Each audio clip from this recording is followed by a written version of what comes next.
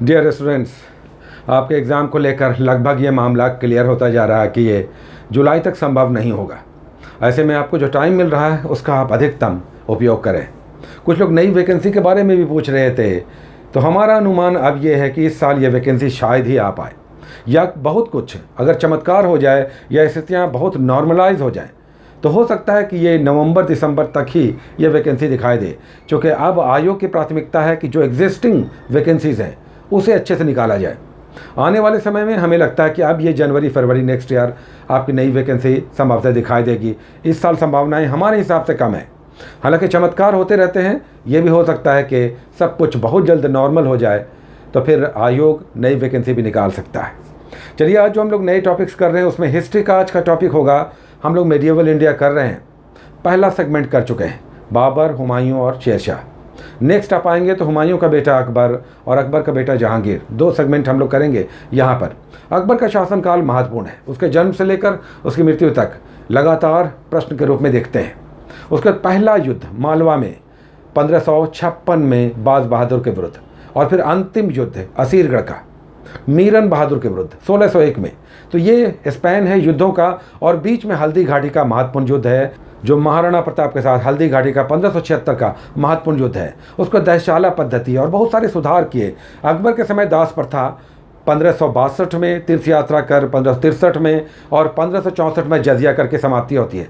क्रमवार है 62, 63, 64, 1562, 1563, 1564 दास प्रथा, उसके बाद तीर्थ यात्रा कर और जजिया करके समाप्ति है। उसके बाद बहुत सारे युद्ध आपको दिखाई देंगे और फिर सुधार भी अकबर के बहुत सारे एग्जाम्स में आते हैं, जैसे इबादत खाना की स्थापना, दीन इलाही चलाना, तो ये सब भी आप करें। राजधानी का परिवर्तन भी बीच में आपको फतेहपुर सिकरी के रूप में दिखाई देगा, तो ये सब इंपॉर्टेंट है। और इसके बहुत सारे कर सुधार जैसे दहशाला पद्धति, ये सब आप करें। टोडरमल और मान सिंह दो महत्वपूर्ण अधिकारी यहाँ पे आपको दिखाई देंगे, और भी बहुत कुछ अकबर के शासनकाल में आपको दिखाई देगा, इसे करें।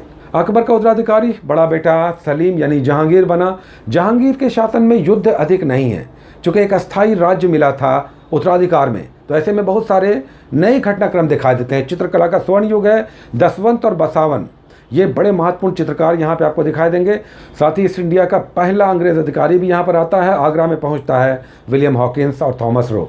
तो बहुत सारे घटनाक्रम हैं इस मेडिएवल पीरियड में, इसे आप करेंगे। उसके बाद हम लोग इंडियन पॉलिटी में आज न्यायपालिका कर रहे हैं, जो लोकतंत्र के 3 स्तंभ हैं, कार्यपालिका, विधायिका और न्यायपालिका। 2 सेगमेंट हम लोग कर चुके हैं। तो जुडिशरी करना है और इसमें भी सुप्रीम कोर्ट करना है। टोटल न्यायाधीशों की संख्या सुप्रीम कोर्ट में हम सभी जानते हैं 31 है, 30+1 31। सुप्रीम कोर्ट के जजों की नियुक्ति कैसे होती है, कॉलेजियम सिस्टम। इनके आर्टिकल्स ज़रूर 124 आपको याद रखना चाहिए सुप्रीम कोर्ट के कंटेक्स्ट में। 124 अनुच्छेद बहुत महत्वपूर्ण है। और फिर क्षेत्राधिकार, प्रारंभिक क्षेत्राधिकार, अपीलीय क्षेत्राधिकार, ये सब ज्यूरिसडिक्शंस आपको करने चाहिए। उसके बाद हम लोग इकोनॉमी में कर रहे हैं आज बैंकों का विकास, बैंकिंग सिस्टम पहले भी कर चुके हैं, ये रिवीजन चल रहा है, तो आप पहले पढ़ चुके हैं, रिवाइज कर लें। अगर आपने पहले पढ़ लिया है तो ये आपको रिवीजन के रूप में आ रहा है। इसमें सारा बैंकिंग सिस्टम कैसे भारत में विकसित हुआ, साथ ही आरबीआई को भी करना है। लेकिन ये टॉपिक बड़ा है, इसलिए इसे हम 2 बार चलाएंगे। तो आरबीआई भी करना है, बैंकिंग सिस्टम भी करना है, ये 2 टॉपिक्स में चलेगा।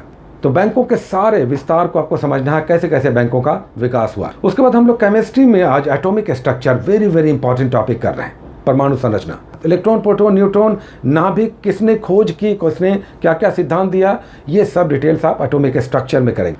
उसके बाद हम लोग एसपीडी, रेलवे का जो एसपीडी हम लोग सामान्य ज्ञान लेते हैं, उससे कुछ टॉपिक्स लेते हैं, जिसमें आज 2 पेजेस हम लोग कर रहे हैं, 62 और 63।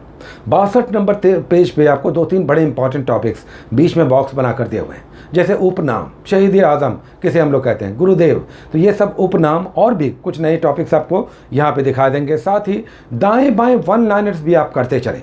ये जो बीच में बॉक्स बनाकर आपको टॉपिक्स दिए जा रहे हैं स्पीडी में, उसके दाएं बाएं 1 लाइनर्स भी आप करते हुए चलें।